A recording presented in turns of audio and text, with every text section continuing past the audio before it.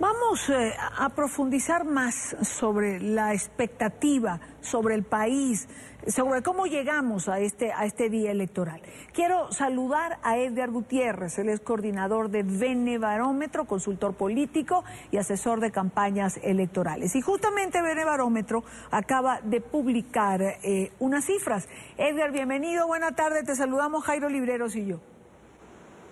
Y Dania, Jairo, muchos saludos, un placer. Igualmente para nosotros tenerte.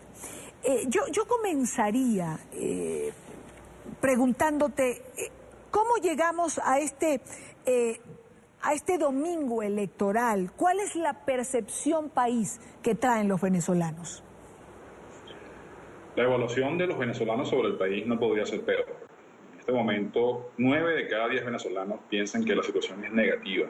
Francamente, es un estado cada vez mayor de calamidad, menos alimentos, menos medicinas, y eso por supuesto repercute en una opinión, en una valoración que lo único que ilustra es un profundo malestar de los venezolanos. Además venimos entre abril y julio de una situación muy complicada en términos de protestas, fallecidos, heridos, represión, encarcelamiento, exilio, una convulsión que por ahora, de momento, se percibe una quietud de cara al proceso electoral, pero que es una situación, digamos, un clima, un ánimo que persiste en la evaluación de los venezolanos. Y la percepción sobre Nicolás Maduro. En esta encuesta también se preguntó sobre la gestión de Maduro. Sí, aquí la situación sigue siendo más o menos la misma a la que estamos acostumbrados a ver en los diversos sondeos. Para decir los números concretos, de cada 4 venezolanos que son consultados, 3 reprueban a Maduro, es decir, su evaluación negativa es de 75%. Tuvo una ligera mejoría entre mayo y ahora, que suele ocurrir generalmente cuando la oposición, digamos, tiene algún revés desde el punto de vista de la lucha por el cambio político. Ocurrió a finales del año pasado con el famoso diálogo, en el que el Vaticano estaba mediando, y bueno, pasó ahora, ¿no? Las expectativas eran distintas, se veía más cerca por buena parte de la población un cambio político y no ocurrió, esa es la verdad, y eso suele repercutir generalmente en un pequeño rebote a favor del oficialismo. En este caso no es mayor a 2 o 3 puntos, pero sí hay que registrarlo en los sondeos. Edgar, en América Latina corre una frase que dice que acudir a las urnas es una fiesta electoral. ¿Cómo está el ambiente para estas elecciones? El ambiente es muy distinto a una fiesta electoral. De hecho, la oposición misma ha planteado esta consulta o esta elección como un acto de protesta, como un acto de calle, ¿no? En otra dimensión, con otras características.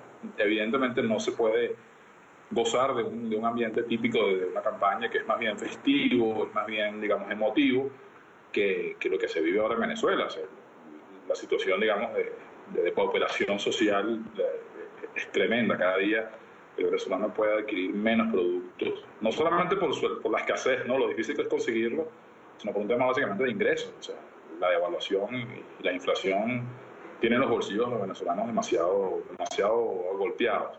Entonces el clima es distinto, el clima que yo siento y que percibo, no solamente por encuestas, sino por investigación cualitativa, sí, responde más bien a un tema de protesta, a un tema de desafío.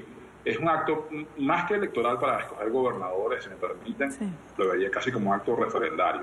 No tanto en el tono plebiscitario que vimos en 2015, creo que no hemos llegado hasta ahí porque la campaña ha sido muy corta y el precedente, digamos, es muy duro, pero estamos, digamos, en estos próximos días a encaminarnos hacia allá. Ahora la pregunta, Edgar, es, ¿votará la oposición, el pueblo opositor en esta consulta? Te agradezco la pregunta porque eso es un debate largo que hay en Venezuela desde prácticamente el 1 de agosto. Sí es verdad que desde la elección de la constituyente a los días subsiguientes hubo un cambio muy drástico en las posiciones por buena parte de la vocería opositora y eso generó una turbulencia tremenda. Incluso hasta yo me conté entre quienes pensaban que la oposición no debía participar, al menos no en estas condiciones. Eso para mí ya es un debate cancelado. Y lo que dice la opinión pública medida a través de encuestas es que la enorme mayoría, casi todos los opositores, para ser exactos el 97%, piensan que la oposición debe concurrir. Y cuando uno observa, digamos, el comportamiento electoral declarado, quienes tienen mayor disposición a votar hoy son los opositores, no son los chavistas. Y eso es algo que que ya vimos en 2015, pero ahora se denota con mayor claridad, con mayor intensidad. Es un debate que pareciera que es más de opinión calificada que de opinión pública. Los opositores probablemente tengan alguna molestia, alguna inconformidad con la mesa de la unidad democrática, pero eso, digamos, lo separan de su actitud con respecto a la participación y con respecto al ejercicio de su derecho al voto. Y creo que la mayoría de ellos, buena parte de ellos, lo hará. Es bueno decir también que las expectativas a veces de participación en las elecciones en Venezuela siempre son muy altas, ¿no? Sí. Para muestra un botón, en 2015, para una elección parlamentaria votaron aproximadamente el 74% del electorado. Hoy ese número está entre 55 y 60. No hay que engañarse, además eso es un comportamiento histórico normal, que oscila entre 50 y 60% para elecciones subregionales, en este caso de gobernadores. Ahora, Jairo, ¿cómo explicamos ese fenómeno al que Edgar se refiere? Es decir, se puede estar molesto con la mesa de la unidad. Sin embargo, bueno, lo decía yo hace un rato. Sí. Particularmente no entendí que se fuera a ir a elecciones y sin embargo hoy pienso que ya en esta recta final, pues los venezolanos deben ir a votar. Y Dani, yo creo que pueden existir muchas interpretaciones, pero sin duda hay elementos interesantes. De un lado, algo de cultura política o por lo menos preocupación en materia de cultura política. Hay sectores que han demostrado no estar muy contentos en las formas en las cuales diferentes líderes vinculados con la Mesa de la Unidad Democrática conducen esa oposición. Consideran, no solamente los votantes, algunos analistas en América Latina, que algún tipo de decisiones no ha sido coherente con la idea que ellos expresaron, especialmente cómo se dejó perder el fervor que se vivió durante algunos días por cuenta de las manifestaciones, sin duda reprimidas de una manera fuerte, violando no solamente los estándares internacionales de respeto al uso de la fuerza, pero hay problemas en la conducción, pero creo que muchos venezolanos son conscientes que el voto en medio de circunstancias tan difíciles sigue siendo una alternativa válida, lo cual demuestra que se puede ganar con algo. Y una última pregunta, Edgar. ¿Perspectivas de la oposición en esta elección donde hay en juego 23 gobernaciones? Sí, esa es la pregunta siempre típica, ¿no? Que está la clave. Mira, vamos a ponerlo en esto. Puede hablarte como consultor más que como alguien que observa números y que los presenta ante la opinión pública.